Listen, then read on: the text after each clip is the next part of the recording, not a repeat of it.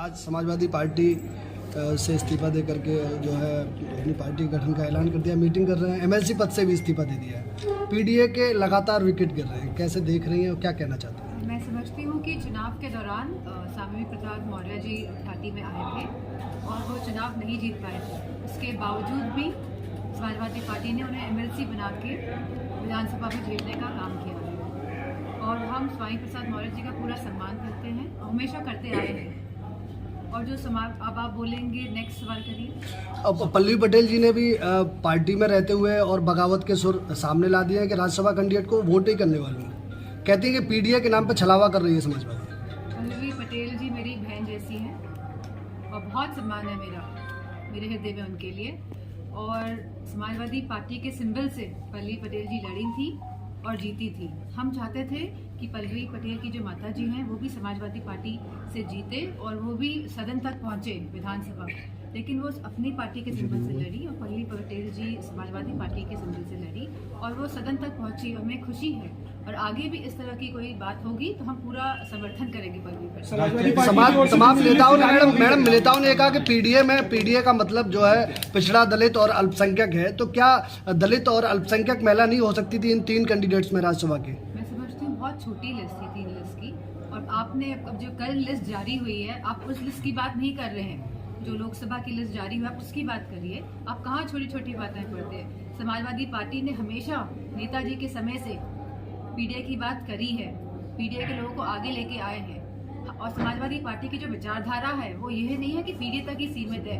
हम अगड़ों को भी साथ लेके चले हैं, गरीबों को भी, और जो भी शोषित वर्ग है उन सब को लेके आगे चलते आए हैं, पीछे भी और चलते रहेंगे। कांग्रेस से गठबंधन होने की लगातार वरिष्ठ नेता बात कर रहे हैं और अगर गठबंधन होता है तो आप सबको। क्या राहुल जी की न्याय यात्रा में शामिल होने वाले राष्ट्रीय अध्यक्ष? मैं तो मैनपुरी में हूँ क्योंकि ये क्षेत्र मेरा है और मुझे नहीं पता कि क्या डिसीजन हो रहा है लखनऊ में।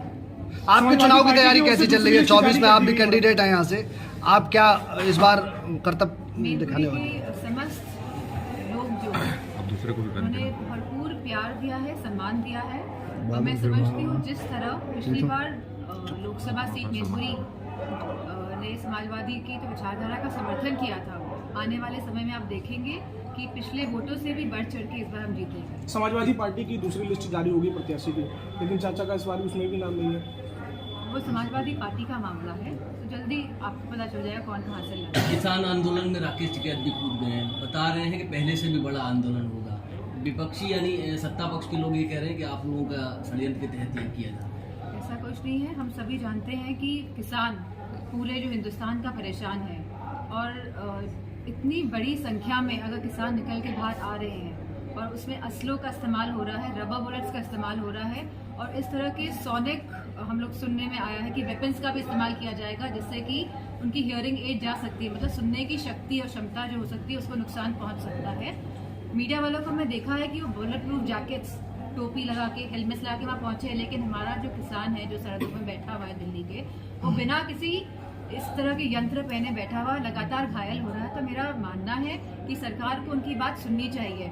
2000 जब उत्तर प्रदेश में चुनाव हो रहे थे तब 3 कानून वापस लिए गए थे और यह सरकार ऐसी ही है, चुनाव के हिसाब से अपने फैसले करती आई है, करती रहेगी। पुलिस भर्ती भी जो निकाली है आज, तो आप जानते हैं उसमें भी कितनी धांधली हुई है, पेपर पहले से लीक हो गया है। तो सरकार इस तरह जब इलेक्शंस आएंगे इस तरह के मुद्दे लेकर आएगी। पेपर लीक में कुछ अभ्यर्थी आपके पास आए, आप किससे देखते हैं? भारतीय जनता पार्टी कह रही है कि लोकसभा सीटें भारतीय जनता पार्टी को ये बात भी कहनी चाहिए कि हमने कितने युवाओं को रोजगार दिया है। हम अग्निवीर की क्या व्यवस्था लेके आए हैं युवाओं के लिए, हम किसानों के लिए क्या कर रहे हैं, हम खाद इतनी महंगी क्यों कर रहे हैं, हम खाद में चोरी क्यों कर रहे हैं, हम मवेशियों जो आवारा पशु हैं उनका समाधान क्यों नहीं ढूंढ पा रहे। तो मैं समझती हूँ बीजेपी के लोगों को ये बात भी कहनी चाहिए, इस बात को नहीं कहना चाहिए कि 80 में से 80 है। पुलिस अभ्यर्थी पुलिस वाले बच्चे पहुंचे अभ्यर्थी आपको ज्ञापन दिया गया है, क्या कहेंगे? और टेलीग्राम कहाँ तक आवाज ले जाने वाली है? नहीं, अब ये तो उत्तर प्रदेश की सरकार डिसाइड करेगी कि इसमें उसको एक कमेटी बना के इसकी जांच करानी चाहिए, क्योंकि ये अन्याय होगा हमारे युवाओं के साथ अगर पेपर लीक हुआ है उसके बावजूद भी इस तरह की भर्ती आगे बढ़ती है। बसपा सुप्रीमो मायावती ने अकेले यूपी में चुनाव लड़ने का ऐलान किया है। कितना बड़ा नुकसान कर सकती है समाजवादी पार्टी को, क्योंकि आप पीडीए के तहत चुनाव में जा रहे हैं, उसमें दलित भी है और दलित की बहुत। बसपा के बारे में मैं नहीं बोल सकती। मैडम, सपा और कांग्रेस की टूट को लेकर क्या कहेंगे, क्योंकि अभी तक कोई सेटिंग नहीं बन पाई है। समाजवादी पार्टी के जितने भी हम लोग को चुनाव लड़ाने हैं, हम लोग ऑलरेडी इस पे डिसीजन ले चुके हैं कि कौन कौन कहाँ से चुनाव लड़ने जा रहा है। तो मैं समझती मजबूती के साथ समाजवादी पार्टी भाजपा का सामना करने जा रही है। क्या समाजवादी पार्टी की बसपा से, जैसा कि आपने बताया बसपा कहने को तैयार नहीं है, क्या गठबंधन की बात आगे जारी है? समाजवादी पार्टी बीएसपी को फिर से गठबंधन में लाना चाह रही है, इंडी गठबंधन में? मैं इस बारे में कुछ नहीं जानती। मौर्य जी की पार्टी का गठबंधन हो गया है, तो क्या कहना है? पार्टी नहीं गठन चलिए।